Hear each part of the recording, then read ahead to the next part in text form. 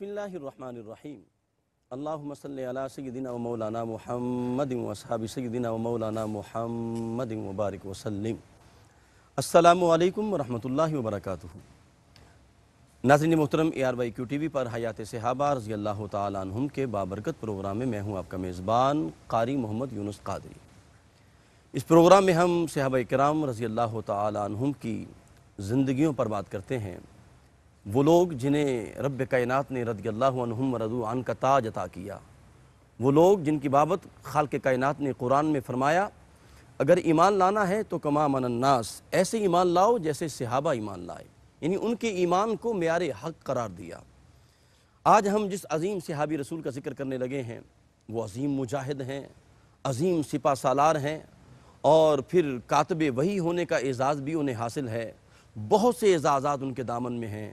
پھر السابقون الاولون کا تاج بھی رب کائنات نے ان کو عطا فرمایا، یعنی بالکل ابتدائی دور نبوت کے اندر وہ سرکار کی غلامی میں آئے، مصائب و آلام کی چکی میں پسے اور مصائب و آلام کے پہاڑ ان پر نازل ہوئے، لیکن وہ استقامت کا کوہ ہمالیہ بن کے کھڑے رہے۔ ان کی زندگی کا زیادہ تر حصہ جہاد کے اندر گزرا ہے۔ وہ عظیم صحابی رسول حضرت شرحبیل بن حسنہ رضی اللہ تعالی عنہ ہیں۔ اکثر احادیث کے اندر جب ان کا ذکر آتا ہے تو ان کے نام کے ساتھ کاتب رسول اللہ صلی اللہ علیہ وسلم کے الفاظ ملتے ہیں۔ سامعین محترم، ان کی عظمت کے حوالے سے میں ایک واقعہ سنانا چاہتا ہوں۔ کریم آقا علیہ السلام غزوہ خیبر جب بپا ہوا تو اس کے بعد سرکار دو عالم کی بارگاہ اقدس میں ایک بڑی مشہور صحابیہ حضرت شفا بنت عبداللہ رضی اللہ تعالی عنہا حضور کی بارگاہ میں آئیں اور کوئی اپنی ضرورت حاجت پیش کی اور کریم آقا علیہ السلام سے کچھ مانگا۔ کریم آقا کی بارگاہ میں کوئی بھی سائل آتا تو صحابہ کرم جود و سخا جھوم جھوم کے برستا تھا۔ ناظرین محترم، میرے آقا کے جود و سخا کے سامنے تیز آندیاں بھی مقابلہ نہیں کر سکتی تھیں، لیکن حسن اتفاق ایسا ہوا کہ بظاہراً کریم آقا علیہ السلام کے پاس کچھ نہ تھا اور کریم آقا علیہ السلام نے معذرت چاہی، عذر پیش کیا۔ اسی دوران اذان ہوئی، میرے آقا کریم مسجد میں تشریف لے جاتے ہیں اور وہ صحابیہ قریب ہی اس کی بیٹی کا گھر تھا، وہ اپنی بیٹی کے گھر میں آ جاتی ہیں۔ اس نے گھر میں دیکھا کہ اس کا داماد جو ہے وہ لوگ مسجد میں جا رہے ہیں اور وہ گھر میں بیٹھا ہے، تو انہوں نے ملامت کی ان کو کہ تم نماز کے لیے نہیں جا رہے، اور ایک صحابی نماز کے لیے نہ جائے یہ بڑی انہونی بات ہے۔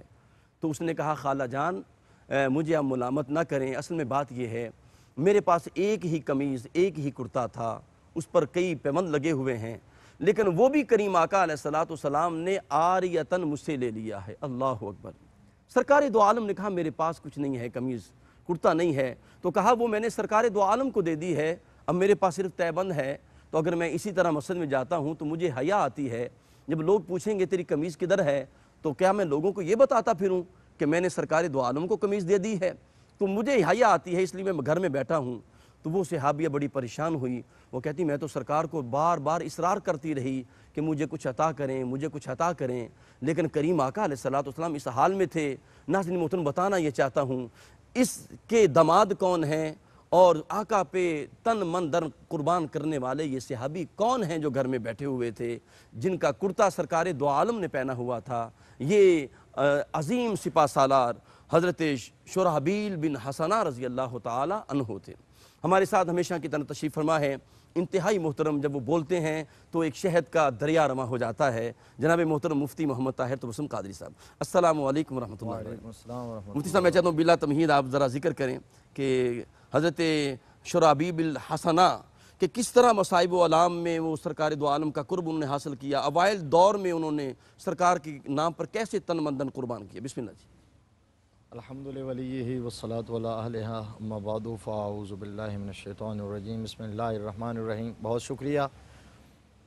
بڑے اہم صحابی رسول اور وہ جوان رانا سبحان اللہ کہ جن کا نامی اس میں گرامی آتے ہی ایک جوان مردی، ایک استقامت، بہادری، شجاعت اور کمانڈری، جی، اس کا تصور ذہن میں آتا ہے۔ ساری زندگی عبارت ہے اسی سے۔ حضرت شرحبیل بن حسنہ رضی اللہ تعالیٰ عنہ کی ساری زندگی جفا کشی سے اور جوان مردی سے عبارت ہے۔ سبحان اللہ۔ وہ آپ کو ہر حق اور باطل کے ہر معرکے میں آپ کو ہراول دستے میں نظر آئیں گے، ہراول دستے سے بھی آگے بڑھ کر لیڈ کرتے ہوئے نظر آتے ہیں. کیا ہمیشہ کہنے؟ کمانڈر رہے, کمانڈر کی زندگی تھی. آپ کا تعارف کیا ہے اس کی طرف آنے سے پہلے جو آپ نے بڑا خوبصورت واقعہ انٹرو میں پیش کیا, اس کے اندر کتنے سبق موجود ہیں, سبحان اللہ, اس کے اندر ہمارے لیے کتنے پیغام موجود ہیں. کیا کہنے. ہم یہ پروگرام کرنے کا, ان ہستیوں کا تذکرہ کرنے کا مدعا اور مقصود کیا ہے کہ ہم بھی کچھ سبق سیکھ سکیں, ہم اس سے کچھ حاصل کر سکیں, اپنے لیے کچھ توشہ آخرت بنا سکیں, جی کوئی ذخیرہ بنا سکیں, اپنی عاقبت سنوار سکیں. یعنی ایک بات تو یہ ہے کہ حضرت شفاء رضی اللہ تعالی عنہ گھر گئیں تو جماعت کے ٹائم میں, نماز کے ٹائم میں ایک جوان کو, اپنے داماد کو گھر بیٹھے دیکھا ہے تو آپ دیکھ لیجئے, آپ نے برداشت نہیں کیا, صرف نظر نہیں کیا, اللہ اکبر, خاموشی اختیار نہیں کر لی. ملامت کی. آپ نے کہا کہ جماعت کا ٹائم ہو اور کوئی شخص, کوئی مرد, کوئی نوجوان, کوئی بیٹا, کوئی داماد, کوئی بھائی, کوئی شوہر وہ گھر میں موجود ہو, یہ کیسے ہو سکتا ہے؟ آپ نے پوچھا کہ کیوں نہیں گئے؟ کاش آج ہماری مائیں, بہنیں, بیٹیاں خود بھی نماز کا اسی طرح اہتمام کریں, پابندی کریں, واہ واہ, اور اپنے متعلق جو مرد ہیں ان کو بھی یہی تبلیغ کریں.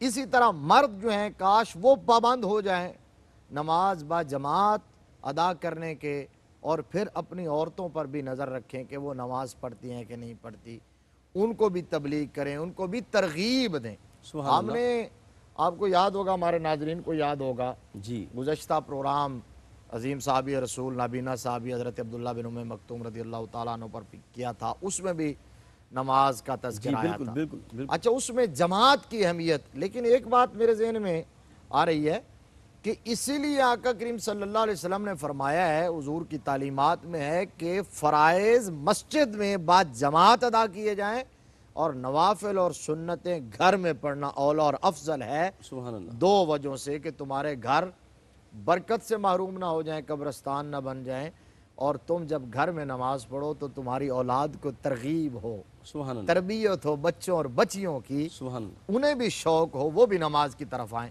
ایک بات تو یہ ہے کہ آپ نے ان سے پوچھا, اور پھر اگلی بات جو ہے کتنی بڑی بات ہے, رونگٹے کھڑے ہو جاتے ہیں, دل لرز اٹھتا ہے کہ کیا ماحول اور کن کیفیات سے گزرے ہیں رحمت عالم صلی اللہ علیہ وآلہ وسلم اور آپ کے اصحاب, کہ ایک طرف حضور صلی اللہ علیہ وآلہ وسلم کے اختیار کا عالم یہ ہے کہ فرمایا اعطیت مفاتیح خزائن الارض, اللہ اکبر. زمین کے خزانوں کی چابیاں, خزائن الارض جمع کی اضافت استغراق کا فائدہ دیتی ہے, مطلب اللہ نے زمین میں جتنے خزانے رکھے ہیں ان کی چابیاں میرے ہاتھ میں رکھ دی ہیں. سبحان اللہ. تو اتنے خزانے ہونے کے باوجود میرے آقا کریم صلی اللہ علیہ وسلم کی حیات طیبہ اور سادگی, سبحان اللہ. قناعت پسندی, واہ واہ. توکل علی اللہ, فقر اختیاری, اس کا عالم یہ ہے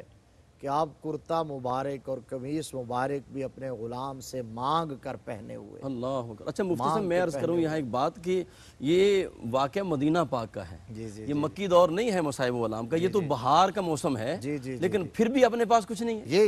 یہی بات, بالکل بالکل وہ دور کے جس دور میں فتوحات بھی تھی, جی, مال غنیمت کے ڈھیر بھی لگ رہے تھے, اللہ اکبر. جس دور کے اندر اللہ تبارک و تعالیٰ نے اسلام کو شوکت بھی عطا فرما دی تھی اور اسلامی ریاست بھی قائم ہو چکی تھی, اس اسلامی ریاست کے والی ہیں رحمت عالم صلی اللہ علیہ وآلہ وسلم, لیکن اس کے باوجود, اس لیے تو بار بار لفظ میں یہ کہہ رہا ہوں نا کہ فقر اختیاری تھا. واہ واہ واہ. یعنی فرماتے ہیں کہ اگر چاہوں تو احد سونے کا بن جائے میرے لیے, پہاڑ سونے کے بن جائیں, اور حضور صلی اللہ علیہ وسلم ہاتھ بلند کریں تو جنت میں پہنچ جائے.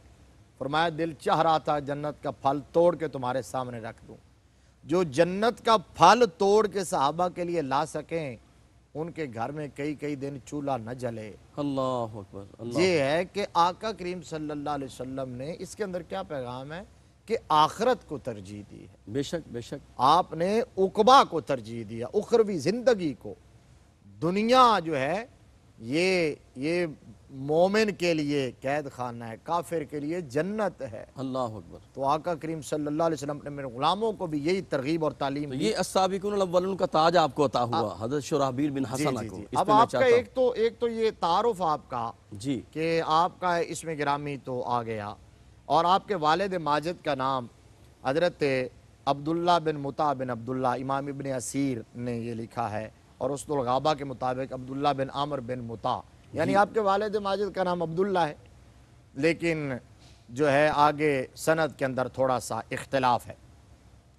اچھا، آپ کے والد ماجد کم سنی میں ہی دنیا سے پردہ کر گئے، فوت ہو گئے، صحیح، آپ سایہ پدری سے، محروم باپ کے سایہ شفقت سے محروم ہو گئے۔ آپ کی والدہ ماجدہ نے ایک دوسری جگہ عقد نکاح کیا، وہ سفیان بن معمر سے شادی کی، اور پھر اس کے بعد آپ مکہ میں شفٹ ہوئے، باہر سے آئے تھے۔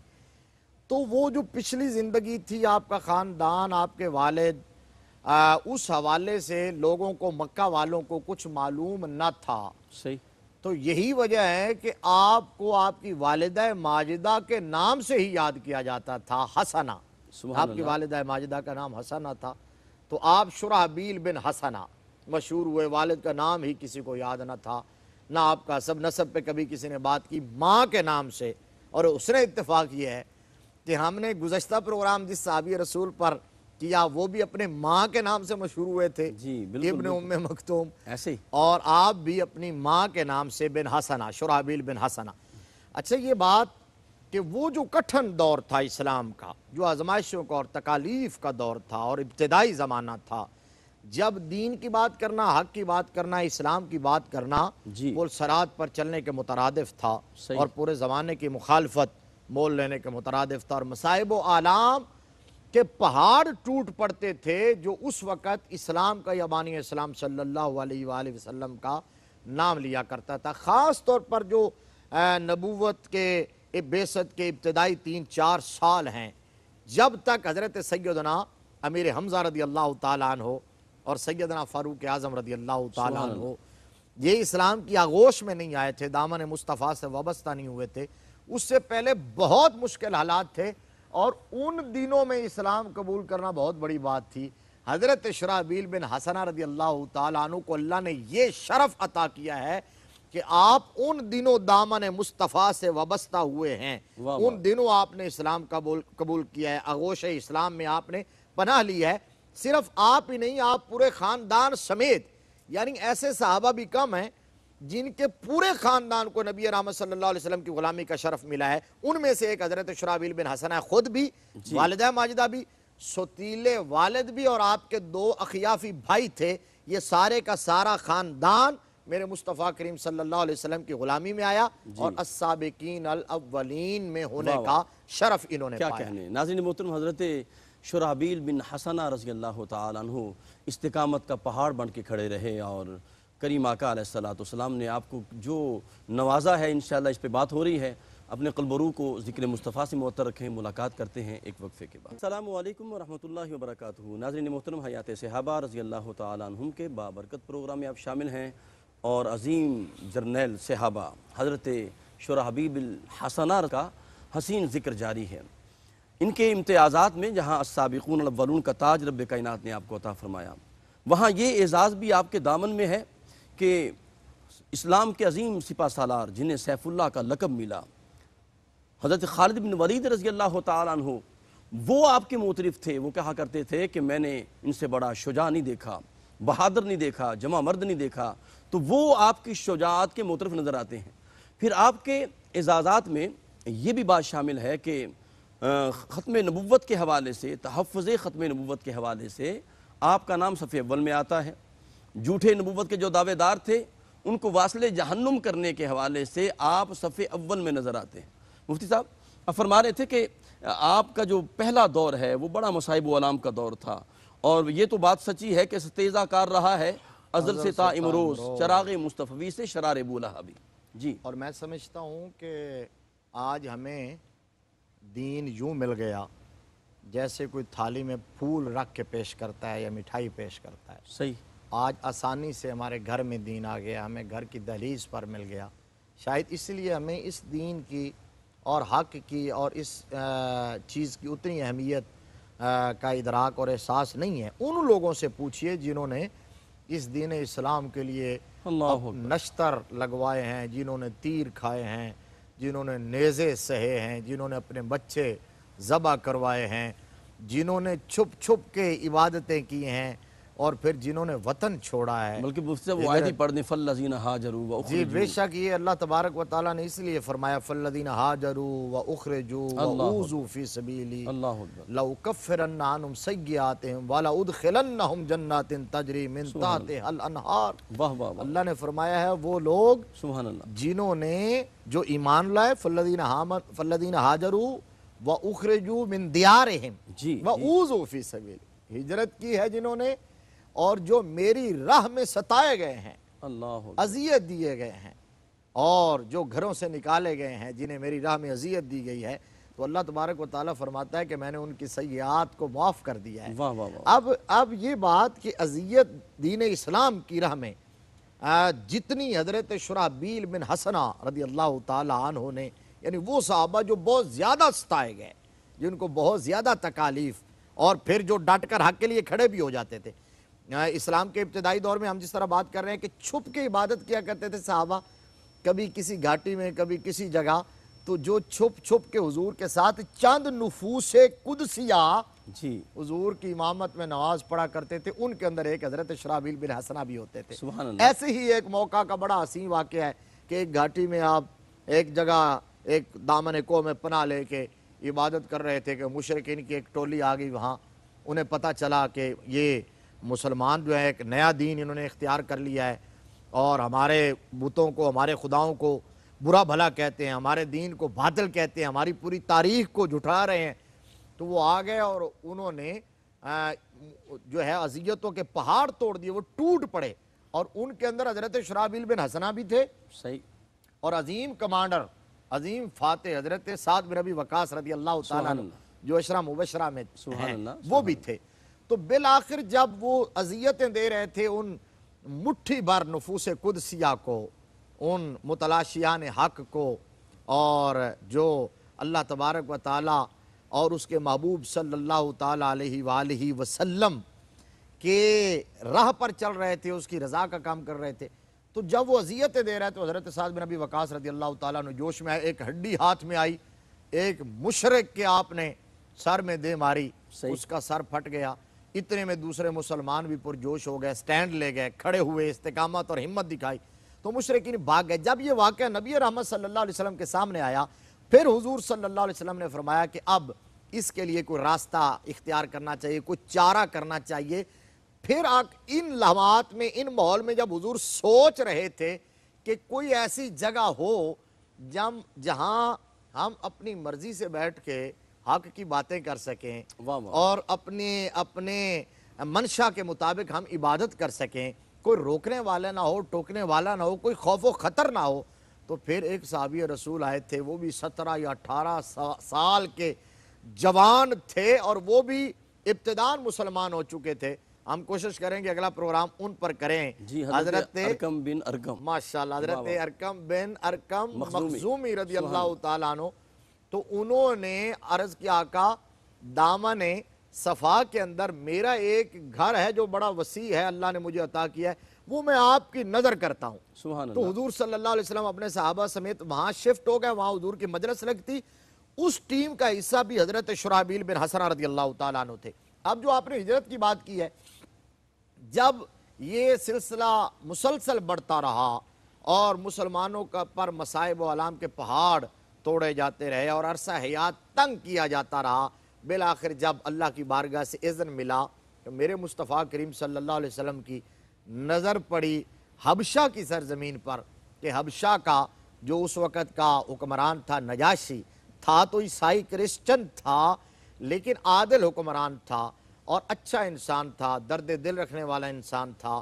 میرے مصطفیٰ کریم صلی اللہ علیہ وآلہ وسلم کے حوالے سے اس سے بہت ساری خدمات لی جانی تھیں سبحان اللہ، مسلمانوں کے حوالے سے، تو میرے آقا کی نظر انتخاب پڑی، تو حضور صلی اللہ تعالیٰ علیہ وآلہ وسلم نے صحابہ اکرام کو ہجرت کا حکم دیا۔ جی تو اس وقت صحابہ اکرام رضوان اللہ تعالیٰ علیہم کی جماعت ایک جو ہجرت کر کے گئی، جس کے اندر تقریباً 11 مرد اور 4 عورتیں شامل تھیں، وہ ہجرت کر کے ایک جماعت گئی، پھر دوسری جماعت کو اجازت ملی، اذن ملا، حکم ملا، وہ جو جماعت جو ہجرت کر کے گئی تھی اس کے اندر 80 مرد اور 17 یا 18 عورتیں شامل تھیں۔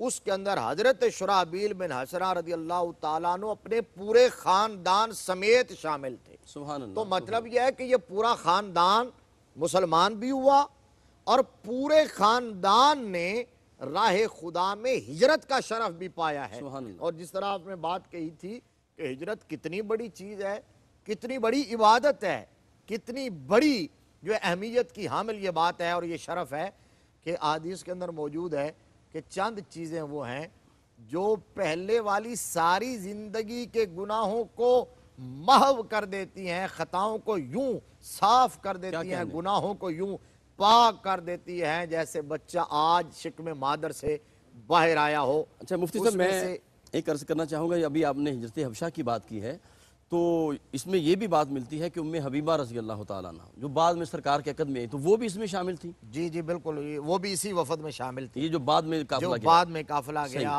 حضرت ام حبیبہ بنت ابو سفیان جی جی رضی اللہ تعالی عنہا وہ بھی شامل تھی، اس پر بات کرتے ہیں۔ تو حضور صلی اللہ علیہ وسلم نے فرمایا ایک اسلام، صحیح، ایک توبہ، ایک ہجرت۔ صحیح۔ جو مسلمان ہو گیا، پہلی زندگی کی جتنے بھی گناہ اور سیاہ کاریاں ہوں، اسلام لاتے ہی وہ سب معاف۔ اللہ اکبر۔ اب پچھلی زندگی کے حوالے سے کوئی تانا نہیں دیا جا سکتا، اللہ اکبر۔ کوئی بات نہیں ہو سکتی۔ جس نے سچے دل سے، صدقے دل سے توبۃ نصوحہ کر لی، جتنی خطائیں کیوں نہ ہوئی ہوں، میرا رب سب پر معافی کی قلم پھیر دیتا ہے۔ التائب من الذنب کمن لا ذنب لہ۔ سبحان اللہ۔ گناہ سے توبہ کرنے والا ایسا ہے جیسے اس نے گناہ کیا ہی نہیں ہے، اور چاہے وہ توبہ 1000 بار کرے، 1000 بار گناہ سرزد ہو پھر توبہ کرے، در توبہ کبھی بند نہیں ہوتا۔ اللہ جب تک سانسیں چلتی رہتی ہیں سبحان اللہ۔ توبہ کا دروازہ کھلا رہتا ہے۔ اور تیسری چیز ہے ہجرت۔ میرے آقا نے فرمایا ہجرت بھی تمام گناہوں کو، خطاؤں کو، غلطیوں کو، لغزشوں کو معاف اور صاف اور پاک کر دیتی ہے۔ جتنی گناہ کیے ہوں، کسی سے غلطیاں ہوئی ہوں، جب وہ راہ خدا میں ہجرت کرتا ہے تو سارے گناہ معاف ہو جاتے ہیں، تمام سیئات پہ کلمہ عفو پھر جاتا ہے، بالکل پاک ہو جاتا ہے جیسے ماں کے شکم سے باہر آیا ہے۔ یہ 3 چیزوں کا احادیث کے اندر موجود ہے۔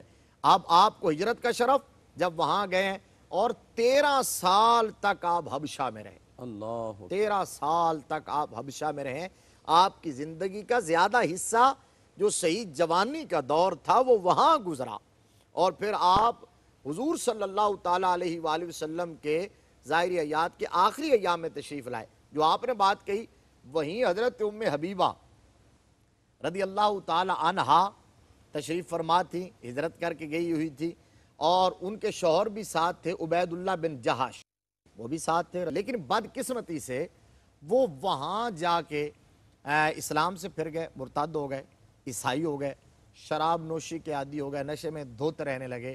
حضرت ام حبیبہ رضی اللہ تعالیٰ عنہ نے بہت سمجھانے کی کوشش کی، انہیں راہ راست پر لانے کی کوشش کی، لیکن ان کی ایک نہ چلی اور وہ واپس نہ آئے، اور اسی حالت میں ان کی وفات ہو گئی۔ تو آپ بیوہ ہو گئیں، اور پھر ابو سفیان کی بیٹی تھیں، ایک سردار کی بیٹی تھیں، لیکن میرے آقا کریم کا کلمہ پڑا تھا، سبحان اللہ۔ حضور کی غلامی اختیار کی تھی، تمام تر خطرات کو مول لے کر حضور کی غلامی اختیار کی تھی۔ اب وہاں سے جب یہ قسم پرسی کی زندگی شروع ہوئی اور یہ ماحول، تو وہاں سے حضور صلی اللہ علیہ وسلم کے پاس جب خبریں آئیں نا کہ آج کل ان کے حالات بہت ناگفتہ بے ہیں، تو رحمت عالم صلی اللہ علیہ وآلہ وسلم نے پھر فیصلہ فرمایا سبحان اللہ۔ ان کی اس نیکی کا صلہ دینے کا، کیا کہنا، اور ان کو وہ تاج عطا کرنے کا، وہ شرف عطا کرنے کا کہ جس پر کائنات کی ساری عظمتیں قربان ہیں۔ واہ واہ۔ میرے آقا کریم صلی اللہ علیہ وسلم نے انہیں اپنے حرم میں لینے کا فیصلہ فرما لیا۔ سبحان اللہ۔ آقا کریم صلی اللہ علیہ وآلہ وسلم نے ایک صحابی کے ہاتھ مکتوب نجاشی کے نام بھیجا اور اس میں خطبہ فرمایا۔ آپ نے پیغام نکاح حضرت ام حبیبہ کی طرف بھیجا، نجاشی کو وکیل کیا۔ صحیح۔ نجاشی بادشاہ نے وہاں مجلس سے نکاح منعقد کی صحیح. اور حضور صلی اللہ علیہ وسلم کا نکاح حضرت ام حبیبہ رضی اللہ تعالی عنہا سے کیا اور اپنی جیب سے حق مہر بھی ادا کیا. اور پھر جب یہ قافلہ واپس روانہ کیا 2 کشتیوں کے اندر 13 سال کے بعد، جس میں ام المؤمنین کا تاج پہننے والی حضرت ام حبیبہ بھی شامل ہیں، تو حضرت شرحبیل بن حسنہ واہ واہ. رضی اللہ تعالی عنہ کو اس قافلے کا وزیر نگرانی مقرر کر کے بھیجا. واہ واہ. فرمایا یہ شرف آپ کو دیتے ہیں، یہ ذمہ داری آپ کو دیتے ہیں کہ اس قافلے کو، جس کے اندر ام المومنین بھی شامل ہیں، آپ بحفاظت رسالت مآب صلی اللہ علیہ وآلہ وسلم کے دربار میں، آپ کی بارگاہ میں لے کے جائیں اور ہمارا نیاز مندانہ سلام بھی جا کے کیا کہنے ہیں. سبحان اللہ سبحان اللہ. ناظرین محترم، سیدنا شرحبیل الحسنہ رضی اللہ تعالی عنہ کو یہ اعزاز بھی آپ کے حصے میں آتا ہے کہ وہ جو نکاح ہوا اس میں اس نکاح میں شامل ہیں حضرت شرحبیل بن حسنہ، اور پھر وہ تاج جو رب کائنات نے ام حبیبہ رضی اللہ تعالی عنہا کو عطا کیا. النبی اولا بالمؤمنین من انفسہم وازواجہ امہاتہم، وہ تاج جو عطا ہوا وہ بھی جناب اسی قافلے والوں کی صحبت تھی، اور شرحبیل بن حسنہ کو رب کائنات نے یہ اعزاز عطا کیا. اپنے قلب و روح کو ذکر مصطفیٰ سے معطر رکھیں. ملاقات کرتے ہیں ایک وقفے کے بعد. السلام علیکم ورحمۃ اللہ وبرکاتہ. ناظرین باتمکین، حیات صحابہ رضی اللہ تعالی عنہم کے بابرکت پروگرام میں آپ شامل ہیں، اور ہمارے ساتھ شریک گفتگو ہیں حضرت علامہ مولانا مفتی محمد طاہر تبسم قادری صاحب. سیدنا شرحبیل بن حسنہ رضی اللہ تعالی عنہ کا ذکر جاری ہے. آپ کا جو طرہ امتیاز تھا، آپ کاتب وحی بھی تھے اور تعلیم اور تعلم سے بھی تعلق تھا، لیکن آپ کی ساری زندگی جہد مسلسل میں میدان جہاد میں گزری ہے، اور آپ کی عظمت کو آپ سلام پیش کرتے ہیں. جب کبھی بھی میدان جہاد میں پاؤں اکھڑ جاتے مسلمانوں کے، تو آپ میدان جہاد میں باواز بلند یہ قرآن کی آیت پڑھا کرتے تھے، ان اللہ اشتری من المؤمنین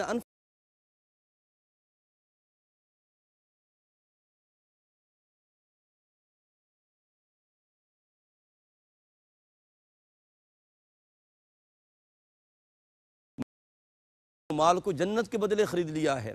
جب یہ الفاظ کہتے کہ سودا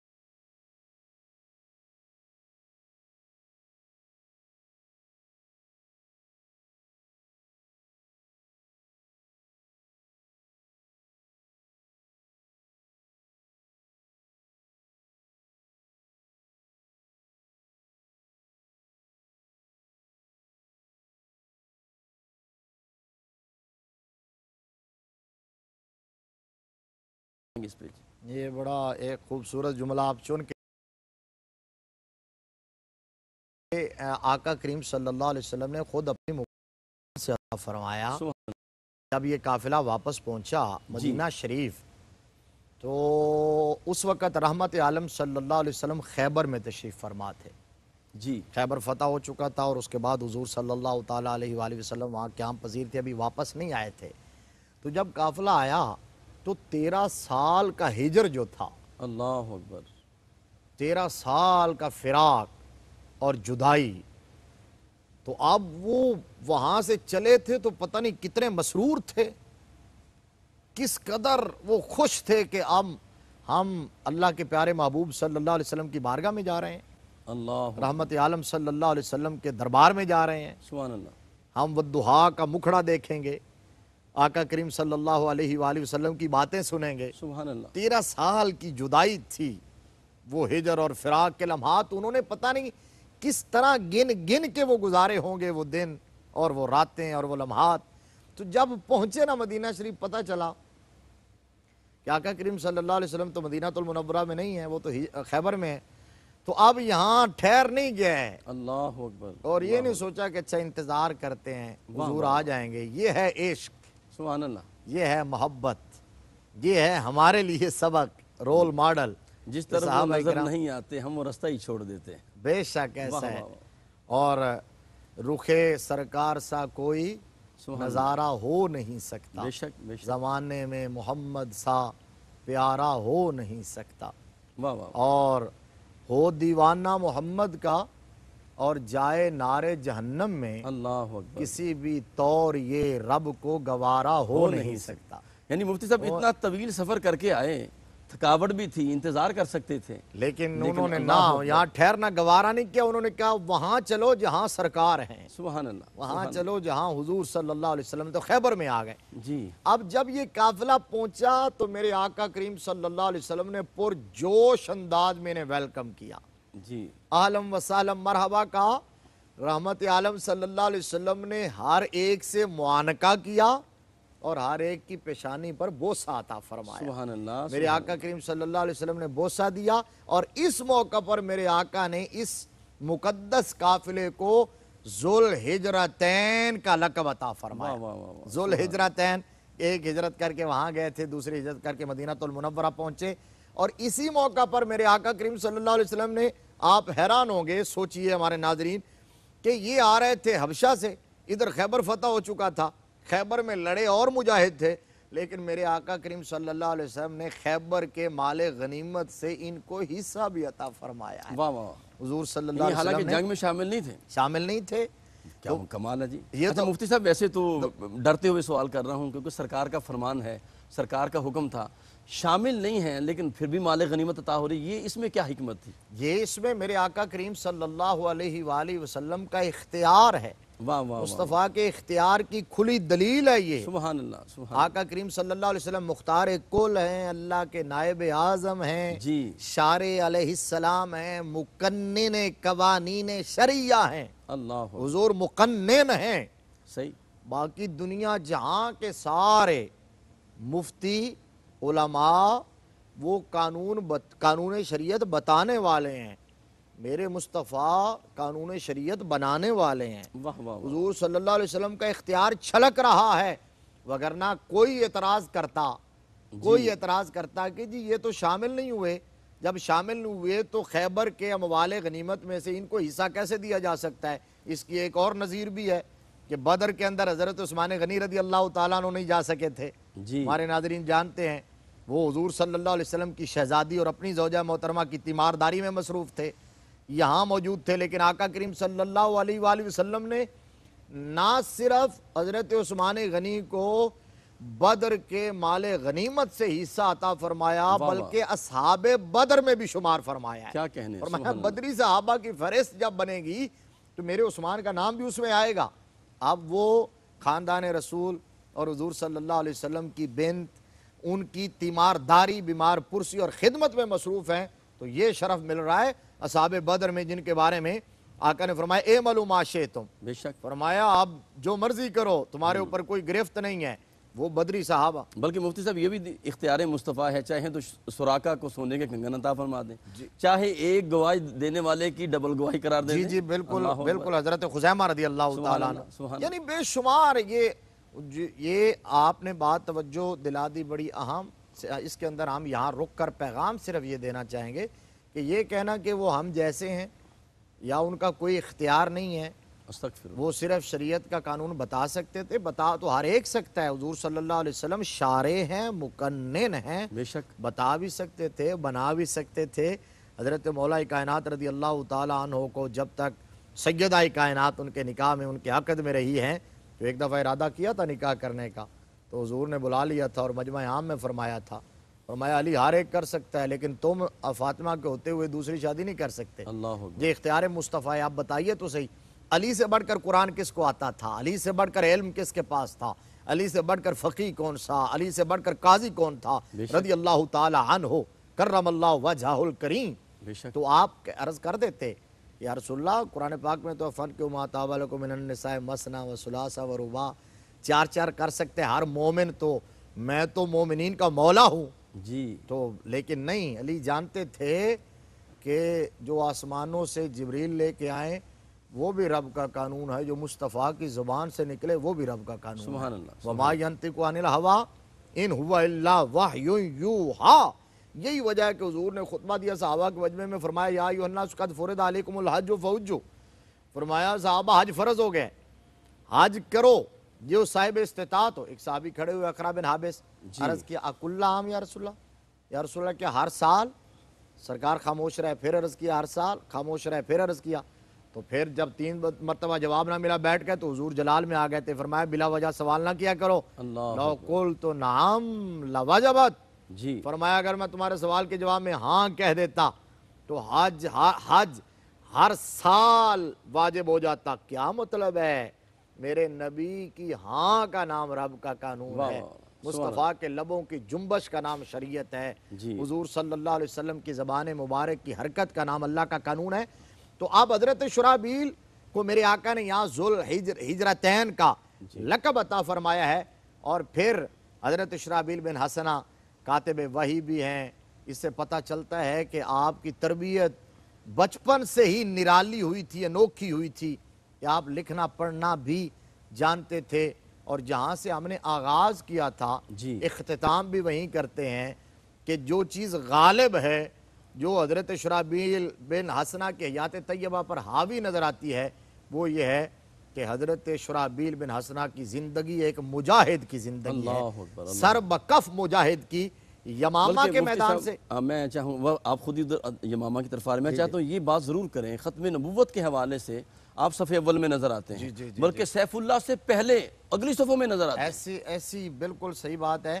خیبر کے بعد جتنے مارکے ہوئے کسی میں بھی آپ مس پلیس نہیں تھے، جی اور پھر یہ دور صدیقی میں ہوا، سپر پاوروں کو سرنگوں کیا آپ نے۔ سرنگوں کیا ہے۔ روما کی سلطنت کو جن 4 کمانڈروں کی وجہ سے شکست ہوئی ہے، ان کے اندر ایک حضرت شرحبیل بن حسنہ ہے۔ بے شک بے شک، یعنی سلطنت روم، کیسر روم کی سلطنت کے در و دیوار ہلا کے رکھ دیے جس کمانڈر نے، حضرت خالد بن ولید، حضرت ابو عبیدہ بن جراح، حضرت عمر بن عاص، اور جو چوتھا نام ہے وہ حضرت شرحبیل بن حسنہ رضی اللہ تعالیٰ عنہ کا ہے۔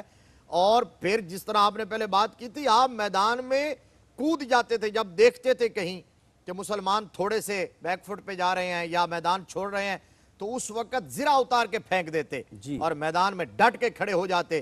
جب آپ کی جفاکشی، جوانگ مردی، سرفروشی دیکھتے، صحابہ کرام تو پلٹ کے آ جاتے۔ کئی مواقع ایسے آئے تھے کہ جہاں مسلمانوں کی شکست کو فتح میں تبدیل کیا گیا تو صرف اور صرف حضرت شرحبیل بن حسنہ کی قیادت کی وجہ سے اور کمانڈری کی وجہ سے۔ مفتی صاحب میں چاہتا ہوں آخر میں ختم نبوت، اب ختم نبوت کے حوالے سے جی جو پہلا دستہ پہنچا، جو پہلا لشکر پہنچا ہے، مسلمہ وہ کذاب کی طرف، مسلمہ کذاب کے خلاف یمامہ کے میدان میں جو بہت بڑا معرکہ تھا اور تاریخ کا بڑا معرکہ تھا، اللہ اکبر، اور دور صدیقی میں ہوا، اور جس کے اندر آپ یوں کہہ لیجئے کہ حضرت ابوبکر صدیق رضی اللہ تعالیٰ عنہ نے ختم نبوت کا پرچم سر بلند کرنے کے لیے، ختم نبوت کے غداروں کو سزا دینے کے لیے، منکرین ختم نبوت کے کا کلا کما کرنے کے لیے پوری ریاست مدینہ کے تمام جو دفاعی وسائل تھے وہ جھونک دیے تھے۔ ان کے اندر پہلا لشکر لے کر جو پہنچے ہیں وہ حضرت شرحبیل بن حسنہ رضی اللہ تعالیٰ عنہ تھے۔ پہلا لشکر لے کر پہنچے، لیکن فتح ہونے تک حضرت خالد بن ولید کے ساتھ شانہ بشانہ کھڑے رہے ہیں۔ کیا کہنے، سبحان اللہ۔ ناظرین محترم، عظیم سپہ سالار کا ذکر کر رہے تھے حضرت شرحبیل بن حسنہ رضی اللہ تعالیٰ عنہ، جن کو رب کائنات نے عظیم تاج عطا فرمائے، السابقون الاولون کا تاج دیا، ذوالحجرتین کا تاج عطا کیا، کاتب وحی ہونے کا اعزاز عطا فرمایا، پھر عظیم مجاہد تھے۔ کریم آقا علیہ السلام نے ہمیشہ انہیں صف اول کے اندر کریم آقا علیہ السلام نے بھیجا، اور ہر میدان میں رب کائنات نے انہیں کامیابی عطا فرمائی۔ اپنے میزبان قاری محمد یونس قادری کو اجازت دیجیے۔ السلام علیکم ورحمۃ اللہ وبرکاتہ۔